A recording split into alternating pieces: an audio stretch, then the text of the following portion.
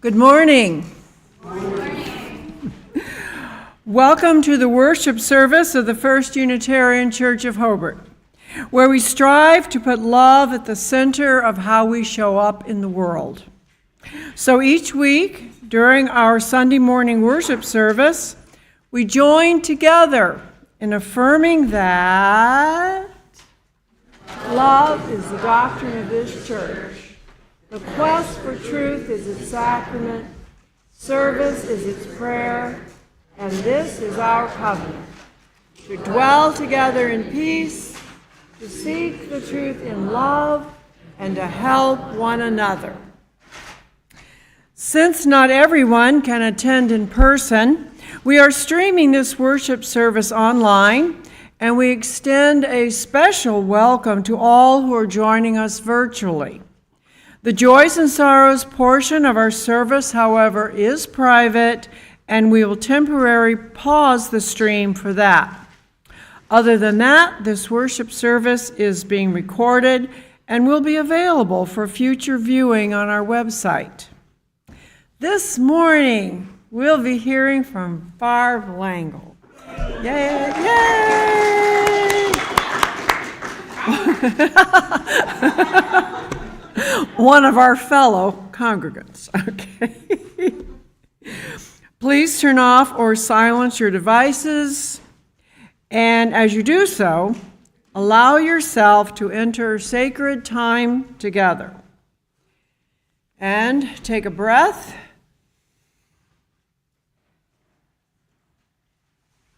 And another. And join us in a spirit of reverence. Invitation number 658. I invite you now to join me in reading aloud the responsive reading on the screen. I will read the regular text, and I invite you to join me in reading the blue text. To laugh is to risk appearing the fool. To weep is to risk appearing sentimental. To reach out for another is to risk exposing our true self. To place our ideas, our dreams, for the crowd is to risk loss. To love is to risk not being loved in return. To hope is to risk despair. To try is to risk failure. To live is to risk dying.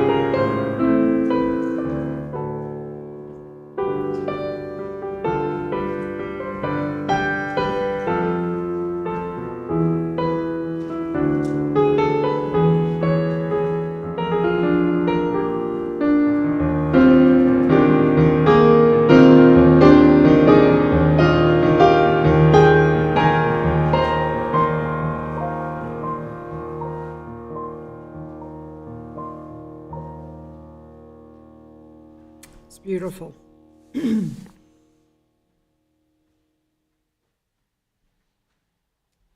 flaming chalice is a symbol of Unitarian Universalism. It suggests the transformations that take place when we are held within religious community. When we light the chalice in worship, we illuminate a world that we feel called upon to serve with love and a sense of justice. Please join us in lighting our chalice by reading together the words on the screen and in your order of service.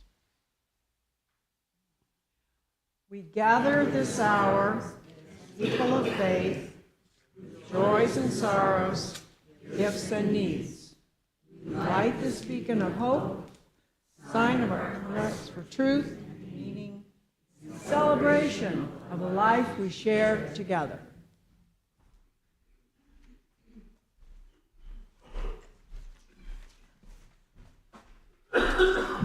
As a people who are bound together not by creed, but rather by covenant, by the agreements that we democratically make with one another, with this larger community, it's most important that we come back once again and again and again into our highest aspirations that we've come to discern together that we want to reach towards. So I would invite you into a recovenanting. I'll read a few lines from our covenants, and I invite you to respond with, "May we forgive ourselves and each other and begin again in love."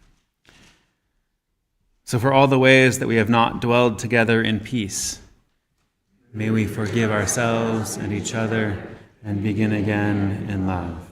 For all the ways that we have not sought the truth in love, may we forgive ourselves and each other and begin again in love. For all the ways that we have not helped one another, may we forgive ourselves and each other and begin again in love. So having recovenanted, I invite you to just turn and look at these beautiful folks that you're sharing space and time with. Maybe smile at them if you feel so moved, or wave your hands, or also the folks joining us on the other side of the camera, online over Zoom or YouTube as well. And then I invite you to open your hymnals to hymn number 1018. That's a teal hymnal. Come and go with me. Rise and join in song.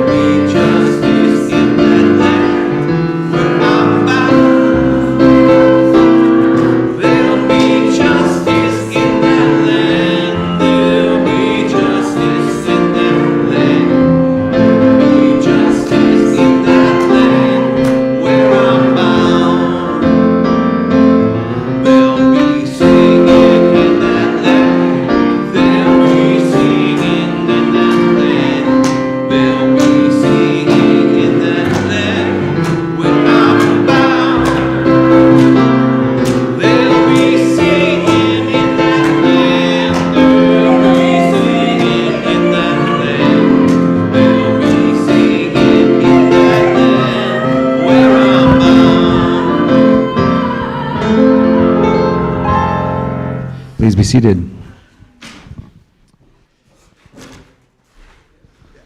So in between our times of gathering in person, we drift through life, we see other people, we have other experiences, and we can weave our relationships back together by sharing what it is that has been sitting in our hearts, either weighing us down, lifting us up, that's been holding us, or that we've been holding in some way.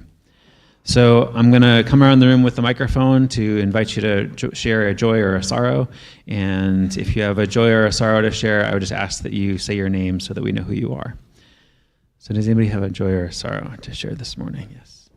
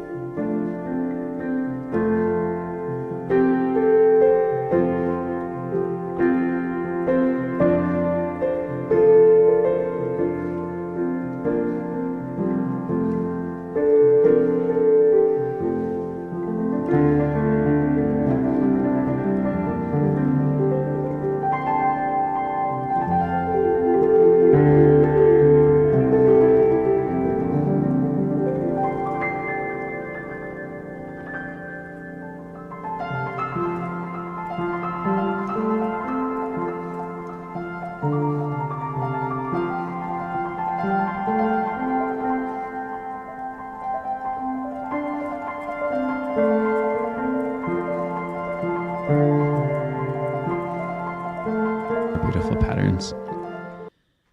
And I invite you to rise in body or spirit and join in singing our doxology.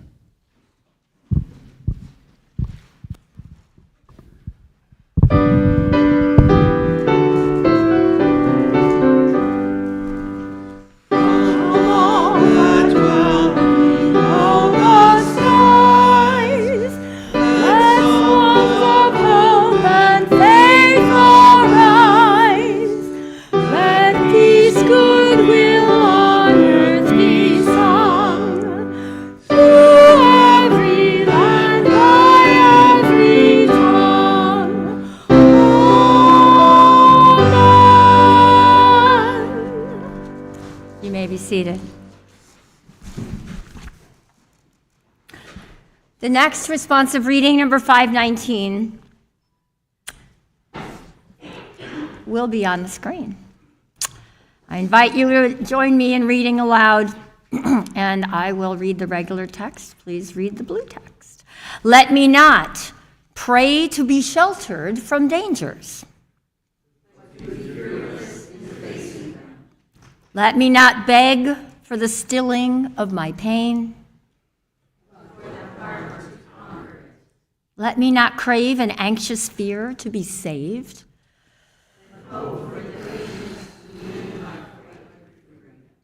Grant me that I may not be a coward, feeling your mercy in my success alone.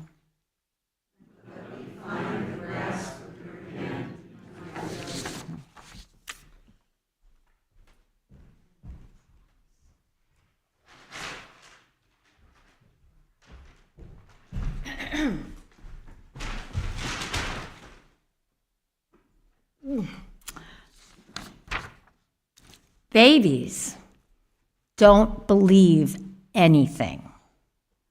Babies aren't born Buddhists or Baptists or believers of any sort.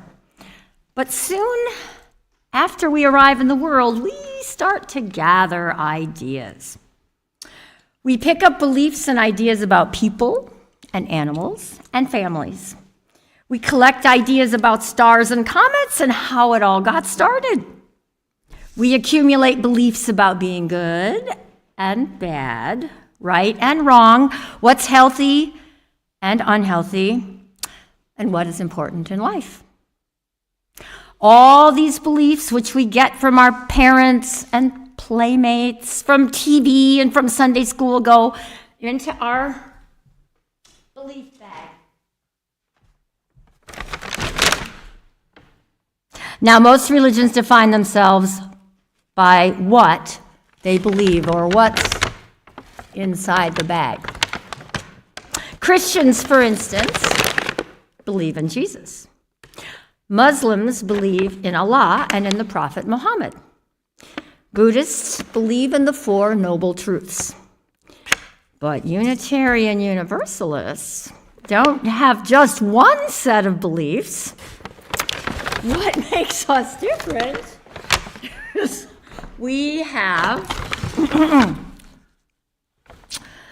what makes us different is the way that we carry our beliefs, because there are different ways of holding your belief bag.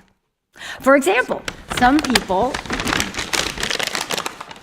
hold their bag like this. They clutch it close and make sure the top is tightly sealed, because they don't want their beliefs exposed to any new ideas that could threaten what's inside.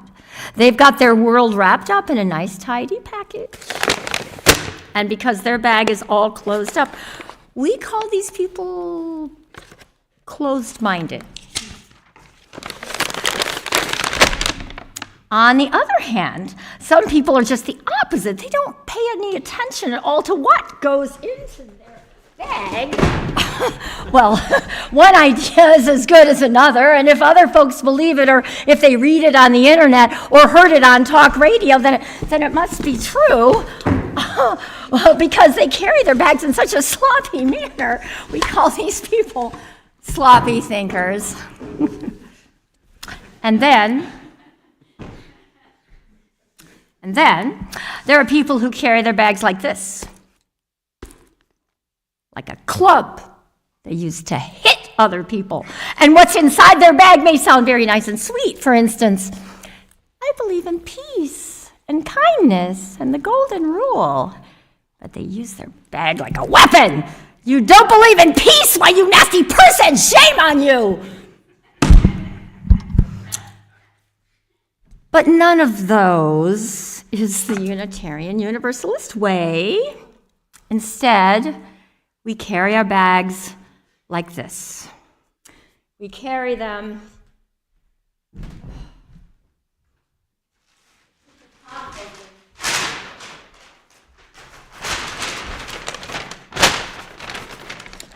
with the top open.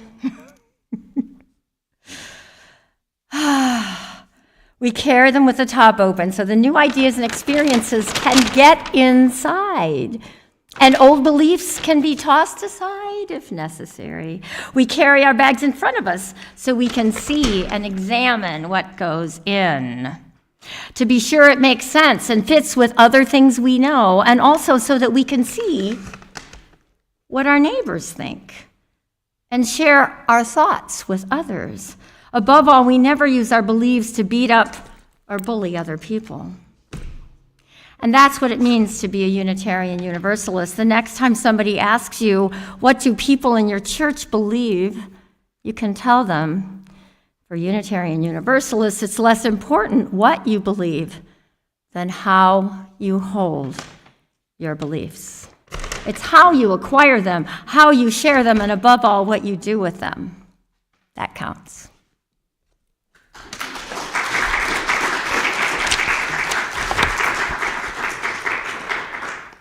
And now, please rise in body or spirit to join me in singing about our bags. Do you hear? Which is number 112 in the gray hymnal.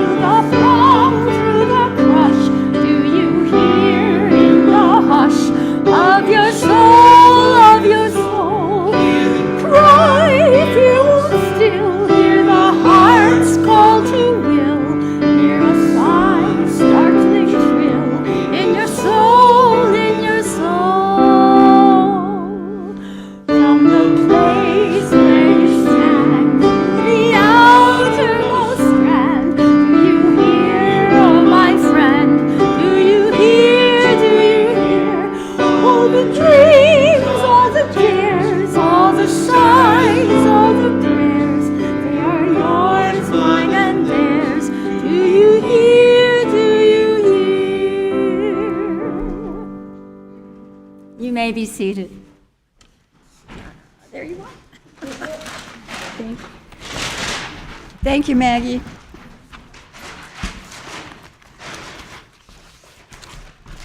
I really don't see any new faces here. Well, I do see one. I'll take that back.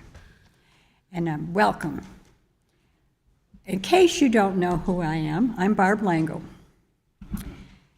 And this is the third Sunday in a 5-week series entitled a people so bold. In early December, 4 congregants plus myself met with our minister, Pastor Tom Bozeman, and we chose this book to read, discuss, and prepare to talk on what resonated with us. The book is a number of essays written by UU leaders and ministers who met in 2009. Think back, 2009. To discuss where they thought we should do and be as a prophetic church. Prophetic church. The first week, Sandy spoke about being prophetic and about our covenant. The second week, David talked about connection and about the American dream. Before I tell you what resonated with me and go any further, I have to make a confession. I did something really stupid last night.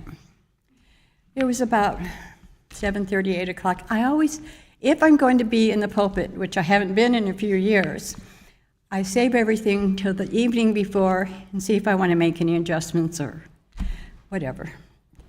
So I went to make adjustments, and as I did, I hit a button and deleted everything. It kind of reminded me of a few years ago when I had to redo everything because of some tragedies we had in our church, and I stayed up all night doing a new talk. I don't want to say sermon because I'm not giving a sermon. I'm talking to you. So I was up most of the night redoing the whole thing.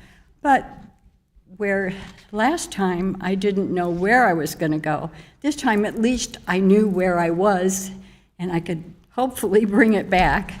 So it's probably not everything I was going to say, but I've done my best and I hope you understand. While reading this book, can you pick up that book? I forgot to bring it. You just pick it up. While reading that book, I found some common themes. But what kept popping up for me is the word evil. Nancy MacDonald Ladd said that all evil exists somehow apart from our own best efforts to bring about the good. Rebecca Ann Parker talks about resisting evil. She questions why evil does even exist. What kind of evil is going on here? My question is, what is evil?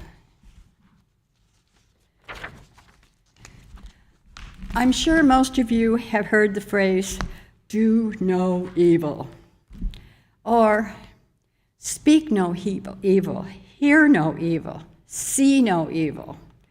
Or maybe you have heard someone say, oh dear Lord, deliver us from evil. As my mother used to say when I was coming home late or any other infraction of the rules. Now, she always said, please, Lord, deliver us from evil. Was she meaning me because I'm evil because I come in late? Or was she meaning herself because she had to go find the ruler or the yardstick? Or did she mean both of us? Anyway, how do you define evil? There's no right or wrong in this. It's what your beliefs in your belief bag about evil. How do you define it by your beliefs? I'm going to give you a minute to think about this. Just remember, there's no right or wrong answer. After the minute, maybe a few of you could share your thoughts with us if you'd like. Think about it.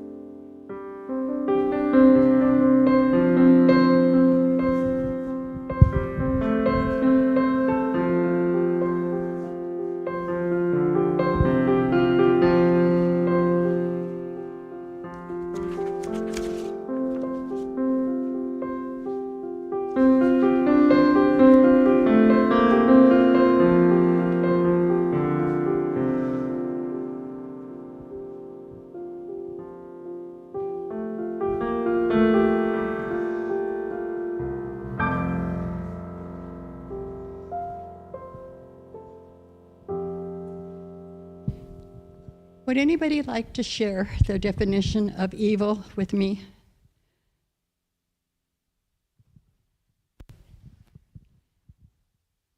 I was hoping somebody else raised their hand also. I hope so too. So I don't know if this is a definition, but my explanation is that there is not a lot of evil. There's usually reasons behind people's actions. But I always have an asterisk, except for people like Hitler or some, that I can't understand. But usually, yeah, there's reasons behind people's actions that might seem evil. It's the actions that are evil. Thanks, Jeff.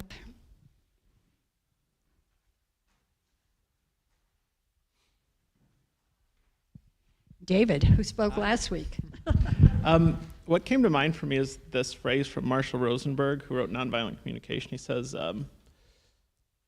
that judgments are, what is it?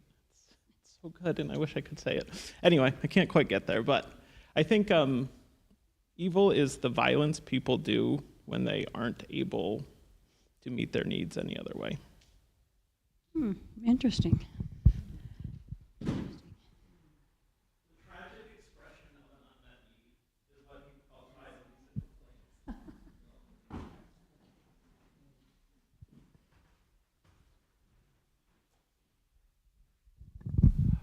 I follow the Buddhist advice that evil is composed of hate, greed, and ignorance, and the actions that we label evil result from that.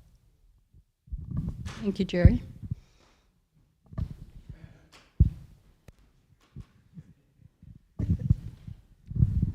I think evil is when people with inordinate power cause oppression on other people. We see a lot of bad things in our society, on the streets and in our daily lives. We hurt each other, but I think that I would reserve evil for those who have inordinate power, who cause harm and oppression to others. Thank you. Oh, I missed somebody. Pete. Thank you for doing this. I don't know, I think of evil as an extreme absence of care.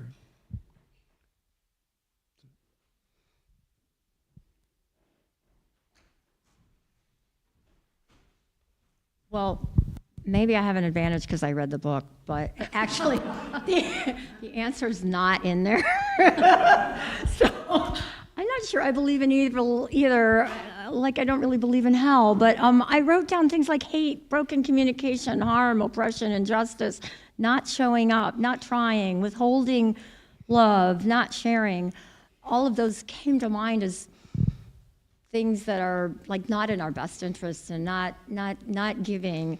But I agree with you, Stephanie. I don't really think of anybody in particular being evil, but it's our needs not being met. And then she made the exception, and it's so easy to make that exception. But we're all capable. We're all capable of evil. And one of the things that was in the book was groupthink. Like when we let that take over what we know to be true. Thanks, Maggie. Maggie's speaking next, by the way. So you know. I'm Marion Belcher. What I have found or read that people that are psychopaths, they're doing a lot of studies and showing that their brains are different than the average brain. So they think that psychopaths have different kinds of brains.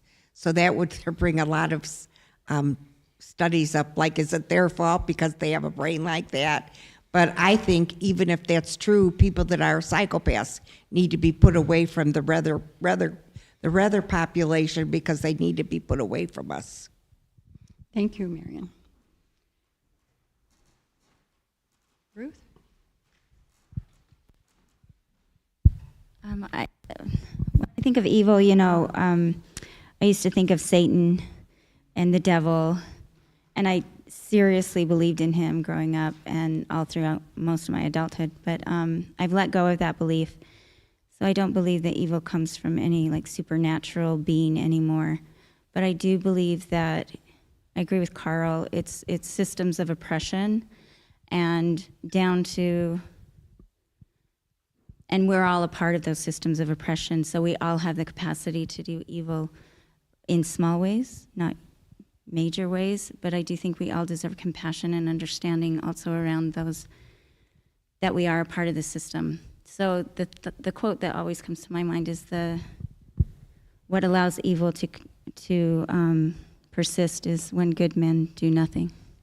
So just the minor things of calling out microaggressions, or like we have a lot of power to fight evil in small ways. So those systems of oppression aren't so oppressive on various levels. Thank you, Ruth. I grew up thinking there was Satan and evil and hell. I grew up that way too. Anybody else? Oh my goodness. Oh, well, let me get here. I'm so glad you're all joining in. The first thing that always comes to mind when I think of evil is from Shakespeare, malice aforethought. I think whenever you agree as either an individual or as part of a group that you are going to hurt someone, and that is your goal, that's evil. That's very good. Thank you.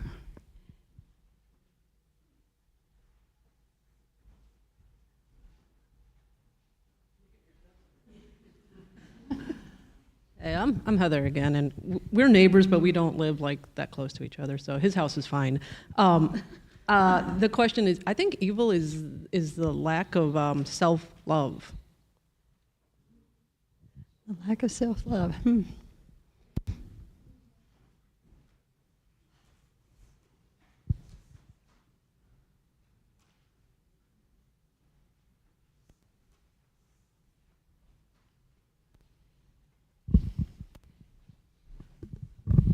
I want to thank all of you for joining me in this.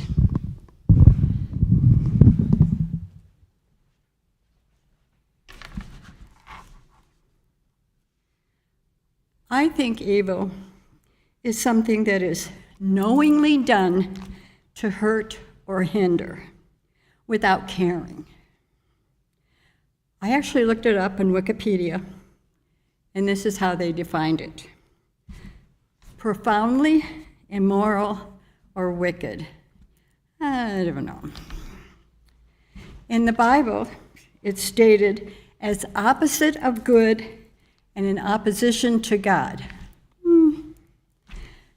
Catholics say it is a willful sin and harm. Hebrews say it is physical harm or personal distress. An overview of evil in religion can be defined as a cause of human suffering. Moral evil are actions that are considered morally wrong, such as theft or murder. Natural evil is suffering that results from natural events, such as earthquakes, hurricanes, and floods. Personal evil is unbalanced behavior, such as anger, revenge, and hatred. Like I said, I looked all this up. This isn't my idea. Some traditional interpretations consider Cain to be the originator of evil, or greed, or violence. Others consider Eve. I'm going to be honest with you. I've been obsessed with the concept of evil lately. It has been coming up in my everyday life. My great-granddaughter was playing with her sister, which is younger, and her cousins, which are younger. She's 7 years old. They were playing, and she told them, "I'm the evil queen, and I want you to do what I want." And I asked her, "Why are you the evil queen?" And she replied, "'Cause I can." So I told her it'd be much nicer and more fun if you were the nice queen, the good queen, the queen that taught the younger children how to do something or read to them. She says, nope, this is more fun. So that just, but she's a kid, she'll learn. We did. Victoria Sanford says, you youths often stand accused of remaining silent and being soft on crime, unwilling to look evil in the eye, and admit that some human beings, by their choice, have stepped across an invisible line, forfeiting forgiveness. Early UUs did believe that all are redeemable, but our real concern is who does the judging? Who is fit to say whose soul might be beyond repair? Maybe I'm worried about all the evil I've done in my life, or evil I've let happen by not standing up or by doing nothing. When you get my age, 70, you really start wondering how to give back all you took. I would like to close by sharing a quote by Paul Reiser, who had an essay in this book we read. We need to speak out not simply as liberals, supporting liberal causes and taking liberal positions on political and social issues are not enough. We need to show that our positions are religiously grounded.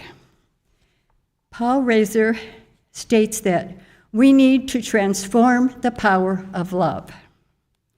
We need human freedom grounded in our own inherent worth.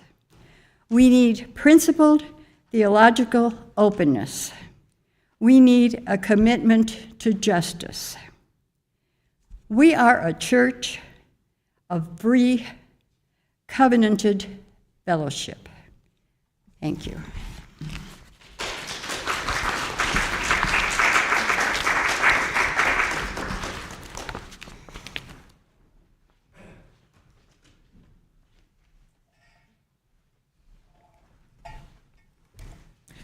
Good morning. Now's our time for our offering. We choose to welcome this, bless you, the Spirit of Life, join in our aliveness and share our resources. This month we are sharing our Loose Change for Social Change offering with the second annual Pride Fest. The Northwest Indiana Pride Fest is a vibrant event that brings together the LGBTQ+ community and allies for a day of fun and unity. The money in the baskets goes to sustaining the mission of our congregation, and the money in the blue cups will go, as I said, to Pride Fest. For those not in person today, there is an online link for both one-time and regular donations. Could I have 4 volunteers to come forward to carry the cups and baskets, please?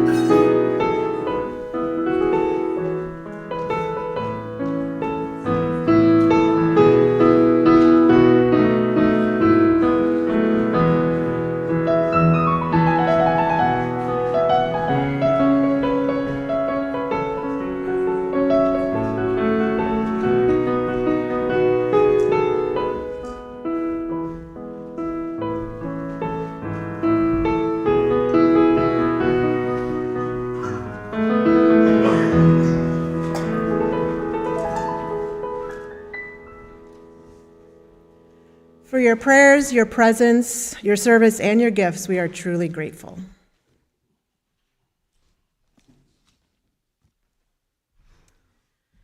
Another way that we walk together is by joining together for fun and fellowship and talking.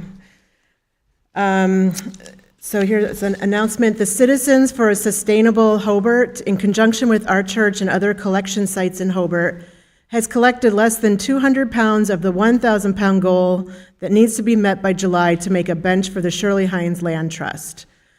We are not suggesting to use more plastic in order to bring it back to church to place it in the collection bin, but please consider if you have relatives or friends who could collect their plastic bags for you to bring into our collection box. Or a suggestion I personally would make is to put it in your car so that you don't have to remember, like I keep forgetting every Sunday since this started.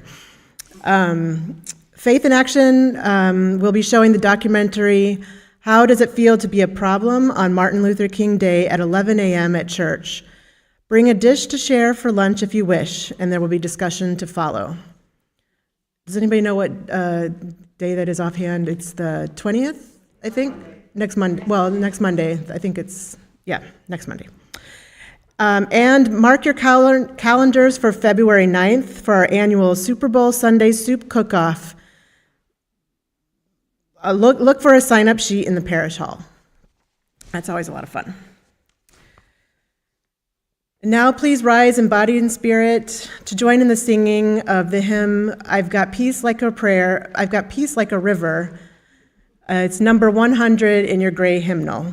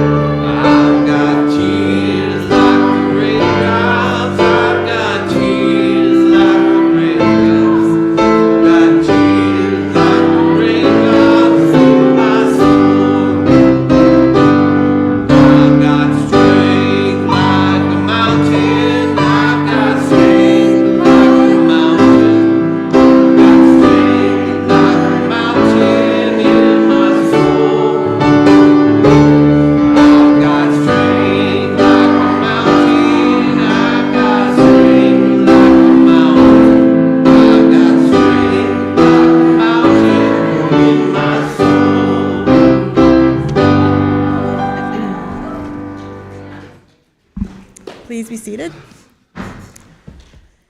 Our closing words for today is number 698 in the back of your gray hymnal. It's by Wayne B. Arneson. Take courage, friends. The way is often hard, the path is never clear, and the stakes are very high. Take courage, for deep down there is another truth. You are not alone.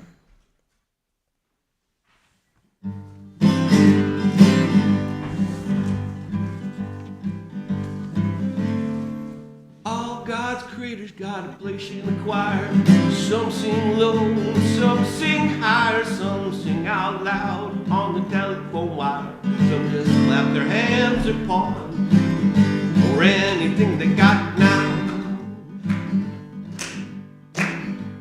Listen to the bass, it's the one at the bottom where the bullfrog croaks and the hippopotamus moans and groans with a big to-do, and the old cow just goes moo. Dogs and cats and you take up the middle, and the honeybee comes and the crickets fiddle, and the donkey bays and the pony neighs, and the old coyote howls. All God's creatures got a place in the choir. Some sing low, some sing higher, some sing out loud on the telephone wire. Some just clap their hands or paws or anything they got down. Listen to the top where the little birds sing, or the melody with their high notes ringing up. Loud hollers over everything. The jaybird disagrees. Singing in the nighttime, singing in the day. The little duck quacks on his way. The possum ain't got much to say. The porcupine talks to himself. All the God's creatures got a place in the choir. Some sing low and some sing high, some sing out loud on the telephone wire. Some just clap their hands or paws or anything they got now.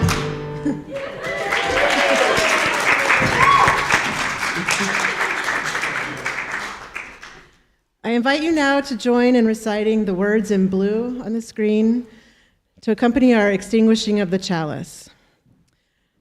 May we continue to carry in our hearts